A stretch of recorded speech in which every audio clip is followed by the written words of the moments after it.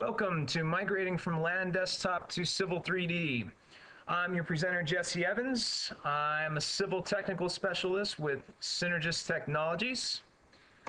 A little bit about my background. I've used AutoCAD products for over 14 years, the last 9 of them in the civil engineering field. I've used Land Desktop in production and now use Civil 3D full-time. I've been employed with Synergis for over 6 years. And at Synergis, we do large-scale implementations down to your basic training and setup of your product. I've written various custom training materials for different companies. As well, I'm Autodesk certified. A little bit about what we'll be talking about. We're talking about the frequently asked questions about the future of Land Desktop. Talk about how Synergis could help you get across that bridge. How could we come from Land Desktop and get up to Civil 3D in a timely manner? And as well, we'll compare the functionality. What are the advantages of Civil 3D versus Land Desktop?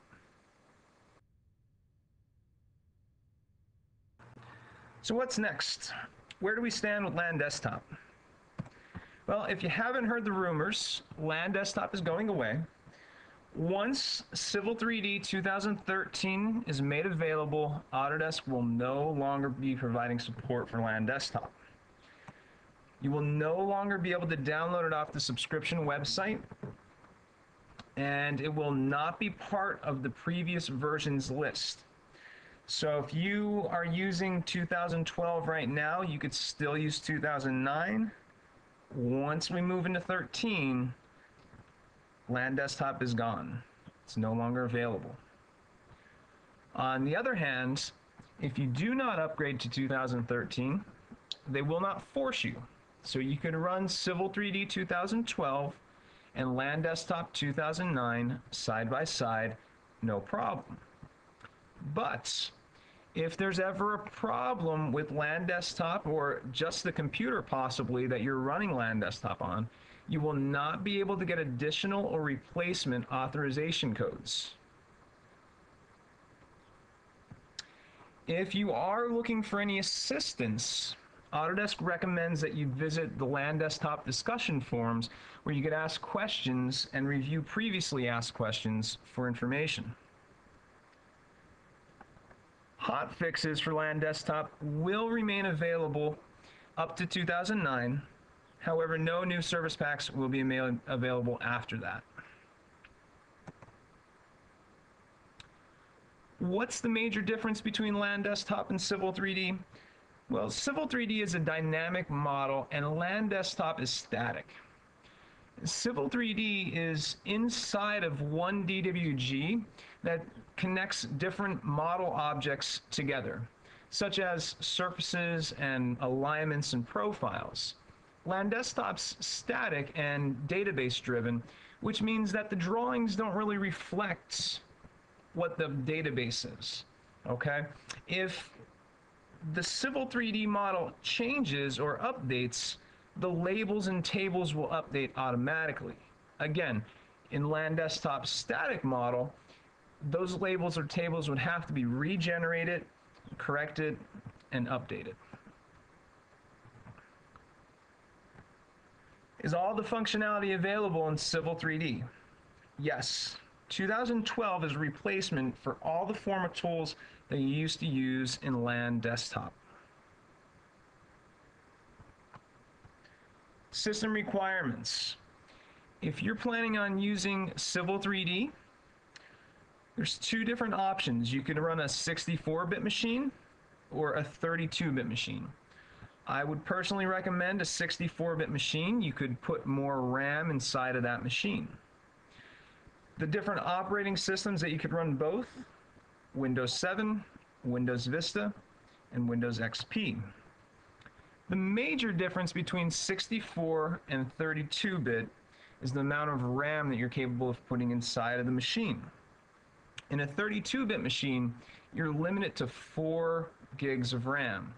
A 64-bit, a typical machine would have about 8. You could update that to 12 and beyond, but recommended is 8 gigs. All right, beyond the RAM, I would say the video adapter or the video card is the next important thing. And I supplied two little links down at the bottom there. You could look more in depth to the system requirements, or you can go to the Autodesk website for the certified video cards for running AutoCAD and Civil 3D. Bridging the gap. How can Synergis help you transition to Civil 3D? Imagine a civil engineering project is this tree. And we use Land Desktop, and that's similar to an axe. And every year, a new axe is available, a new version of Land Desktop, and we upgrade to that, and that's not a problem. We're able to get our job done in a similar fashion, and the tool seems a little bit better every year. But now somebody hands us a brand new tool, and it doesn't feel the same, the handles are in the different places, and we try to use this tool the same way. It seems harder to actually use than Land Desktop. You're not getting as far, and really the major problem is you need to learn how to use this tool. So that's what we're going to talk about here. We're going to talk about the learning curve that Civil 3D has. What's available for you.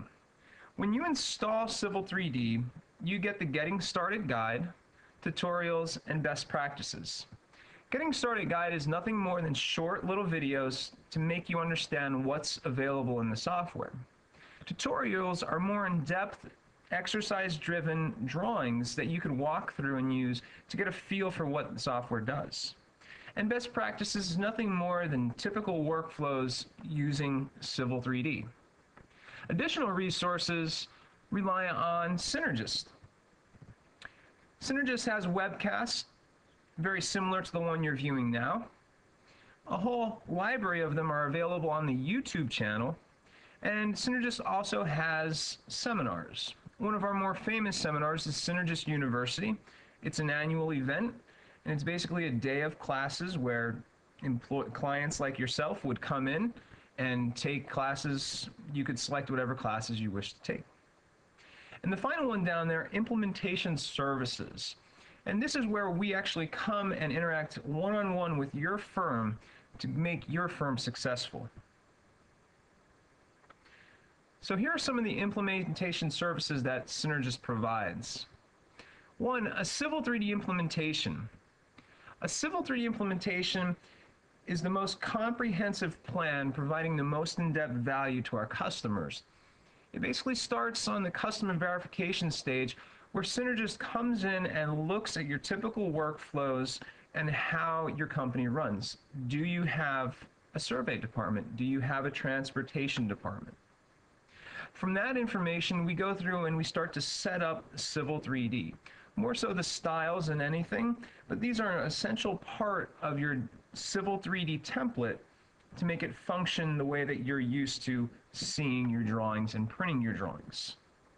From that stage, we go into essentials training where everybody in the company gets the essential grasp of what Civil 3D can do and how it's going to change their workflows.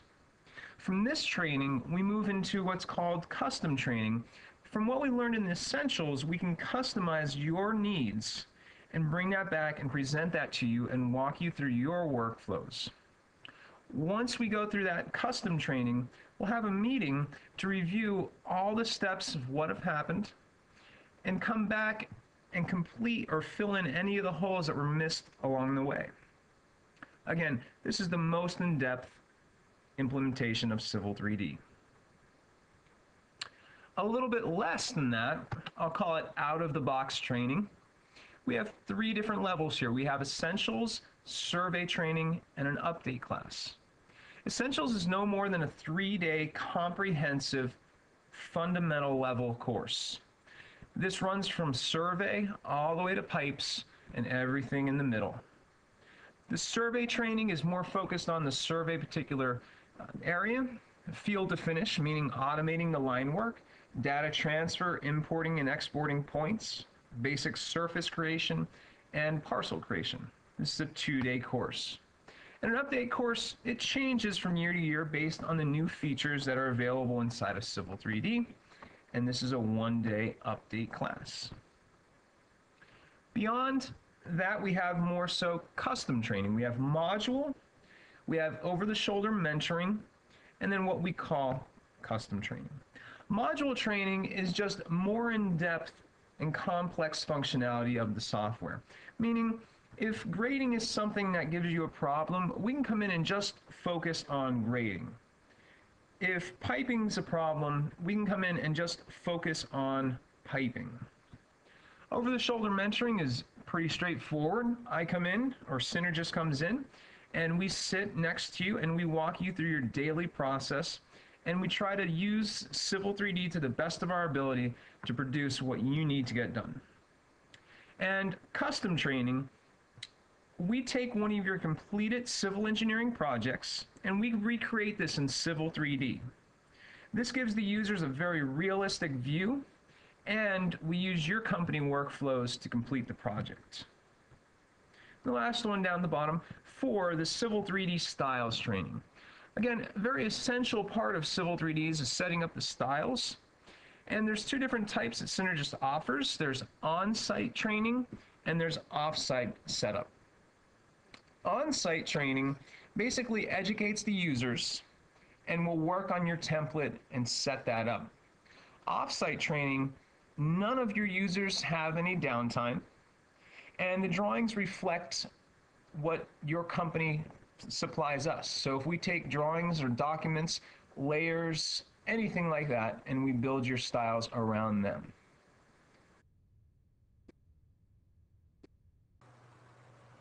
What's different? Workflows. What's the same? Civil-based functionality. Land Desktop and Civil 3D, basically like comparing apples to oranges. They're very similar, but the way things get done, a little bit different. And that's what we're going to look at here. We're going to compare the different dialog boxes and different workflows within the different programs. So if we look at the Land Desktop interface, it's not very intuitive. There's a number of pull downs that you basically have to just know to go through and figure out. Last thing, you have to be associated with an external database to work with Land Desktop. If we look at Civil 3D, it's very intuitive. There's something called the tool space, and the tool space is a central location for all your civil objects. All right, the ribbons interact with the civil objects. If I select an alignment, the ribbon will reflect all the alignment tools. If I select a surface, all the surface tools reflect on the screen. You do not need a project associated with a drawing to work in Civil 3D. Points. In Land Desktop, you had a single point database. It was hard. You couldn't load multiple files at once. And some of the point descriptions, not the descriptions, but the visualization of them, very hard to see. Right? So if I was looking at my little icon there with my green, yellow, and red, I don't know which label goes to which point. I could turn things on and off, but it wasn't the easiest thing to do. In Civil 3D, looking at that same aspect, if we look at the little image there of my points in this one, they are overlapping, but you could just change your drawing scale and you could see that the points update a little bit clearer. So I changed the drawing scale again, and now I could see those point numbers very clear. That's effortless. It's so easy to change that. Or you could load multiple TXT or ASCII files at once. You have multiple transparent commands, and you could also work with land XML data. Land Desktop surfaces. One of the major things here that I don't like, edits. Every time you would make an edit to the surface, you would have to rebuild the contours. This was a major concern. You would change something, especially flip a face. You didn't really know how good it was going to be. Was it going to be worse or better? So you'd have to rebuild, bring the contours back in, see what happened. Right? Edits are not immediate. Undo. If I undo something in Land Desktop, it does not affect the external database. I'm only undoing AutoCAD pieces. On the other hand, Civil 3D, I could undo all the way to the beginning of the day since I opened that drawing, no problem. That will undo civil objects as well as AutoCAD objects. There's more abilities here with Civil 3D. I could have the edits automatically update the surface as soon as I make a change. So as soon as I swap an edge, I add a point or I delete a point, the contours will reflect that. Other tools that we have something called maximum triangle length. We could set the length of a triangle that we could build the surface with. So this eliminates some edits that we used to do in Land Desktop. Land Desktop alignments. Major issue here. You cannot reverse an alignment.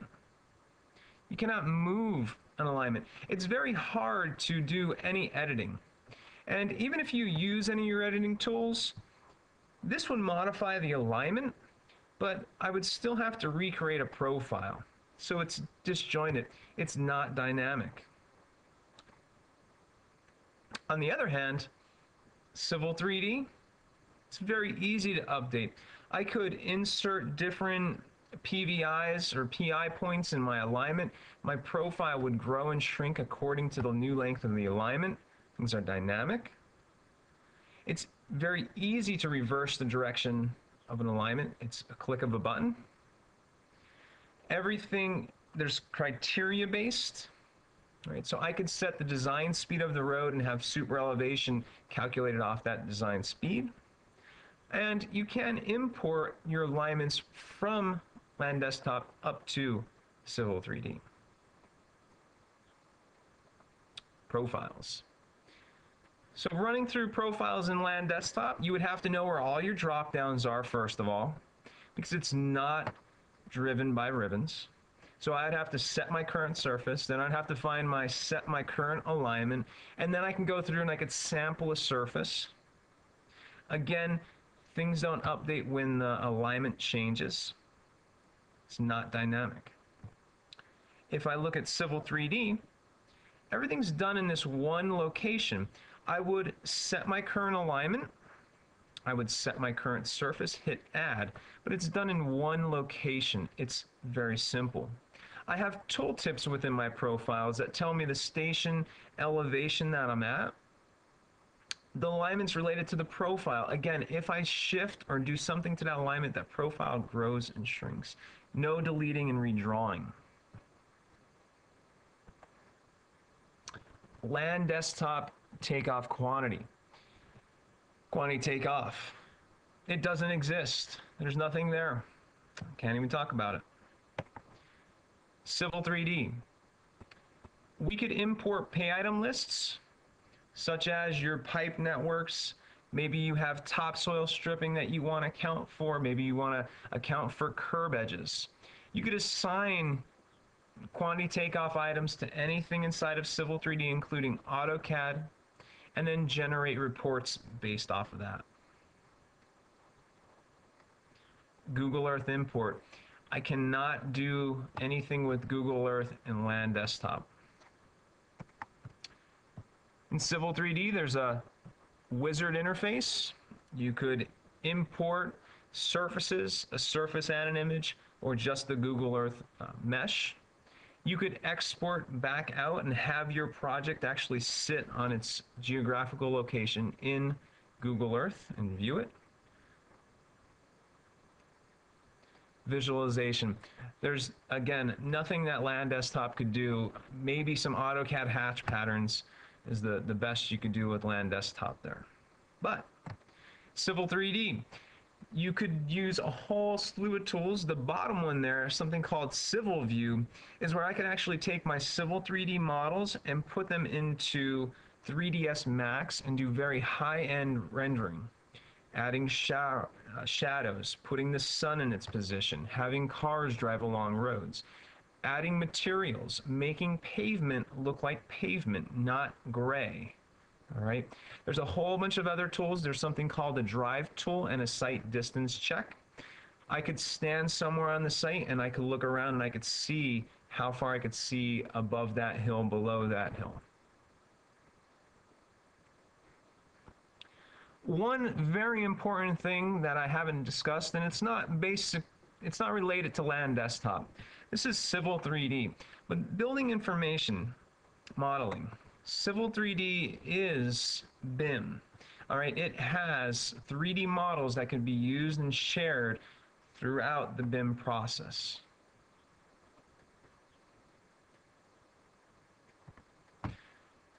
Thank you for watching.